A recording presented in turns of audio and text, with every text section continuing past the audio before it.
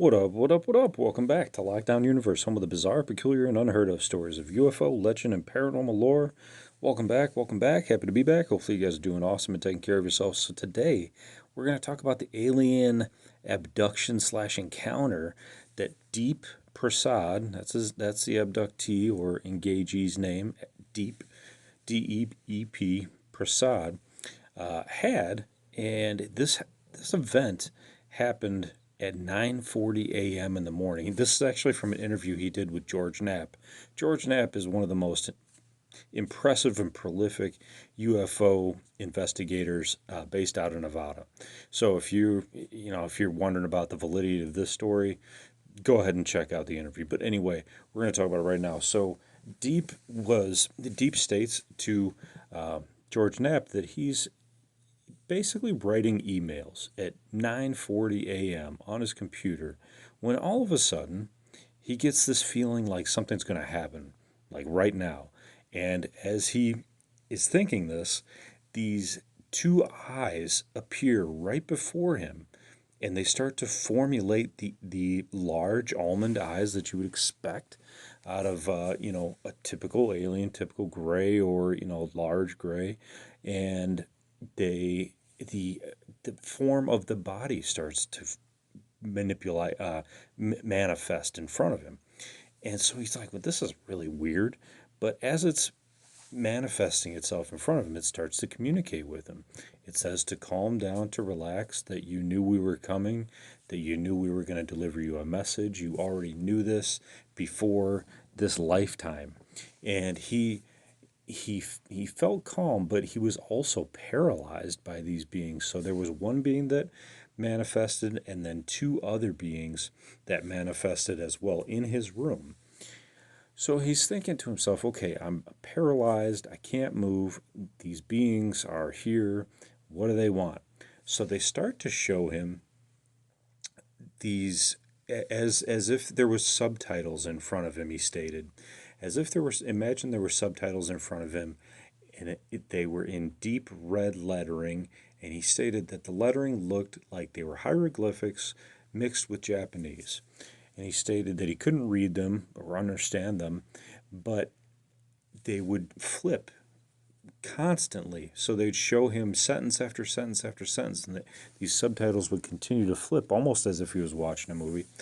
And at one point, he stated he was able to see three letters in English that he was able to recognize.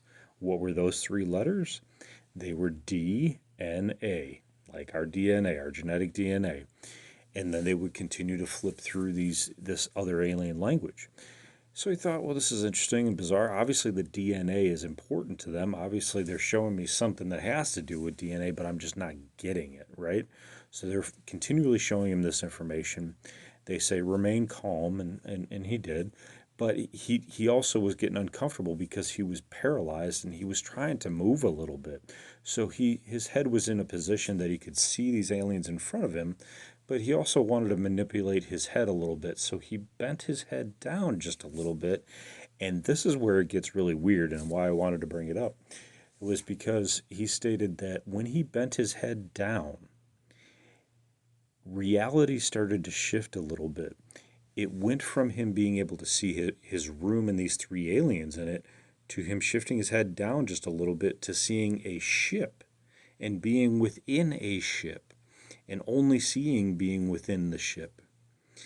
And he became extremely nauseous and feeling unwell. And so he said, well, I'm going to move my head back and hopefully that'll alleviate the symptoms, right? Because it didn't happen until I started to move my head.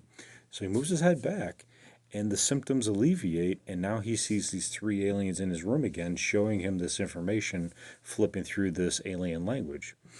And he thought, well, that is one of the weirdest things I've ever seen because it seemed as though the ship was either in a different frequency or a different dimension. It seemed as though when he moved his head, it was overlapping with his room. So when we talk about a lot of these ships possibly having the potential to have the power of being in another dimension, just in a different frequency than our dimension, it may have actually been possible here. It might have actually occurred here in this particular event. Now we know there are nuts and bolts to a lot of these UFO ships. We get that. We understand that. However, in this particular instance, this ship might have actually been in another dimension, or and in a slightly different frequency than our dimension had just been tipped off. So when he moved his head, it kind of gave itself away, its hidden position, but it was overlapping with his room, which is so bizarre, and it's kind of hard to kind of grasp what that means. We can only speculate at this point, but it's very fascinating. It's one of the very few stories I've ever heard about that happening.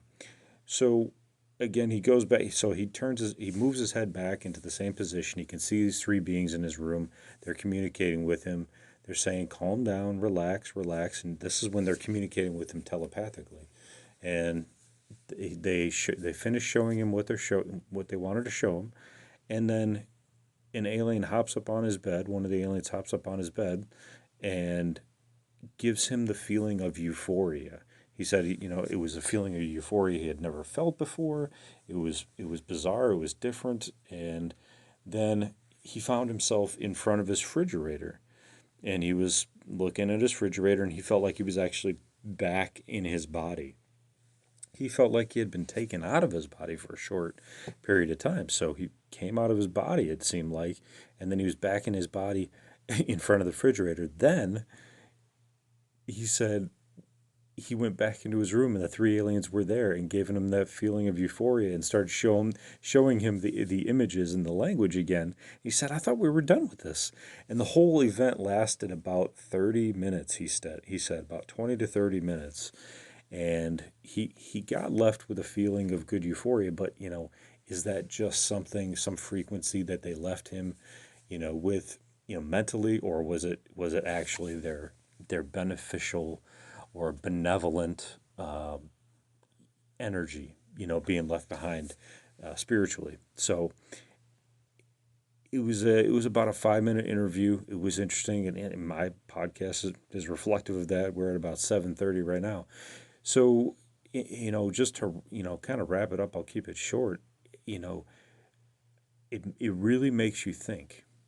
When you think you know everything there is to know about this UFO phenomenon, it seems as though there's some other weird thing that happens. So we'll continue to bring it to you. We'll continue to talk about it. It's very interesting, and we'll keep bringing up these stories. Do you think that there's a craft that can traverse a dimension by simply blinking in and out with a frequency? Frequencies are interesting that way, that they seem that they can allow us to blink in and out of existence, especially with ships, especially with them kind of basically disappearing right in front of people's video cameras. They can be in existence and then blink out, and not even look like they're going, moving from one point to another very quickly. It just looks like they're blinking out of existence, and that could be frequency based. Really interesting. I'm going to bring up another story about a whistleblower that came forward on Gaia. So he's got a really interesting story as well. So we're going to talk about that and a lot more. So stay tuned. We'll continue talking about this stuff. Take care of yourselves physically, spiritually, emotionally. Follow through on your hobbies and your goals and your dreams. And as always, continue to question the universe around you. If you want to go check out that Deep Prasad interview, feel free. I think we kind of highlighted the important aspects of it, but if you want to look at it more deeply, go ahead. And as always, continue to question the universe around you. Till next time, guys, take care. Lockdown Universe out. Peace.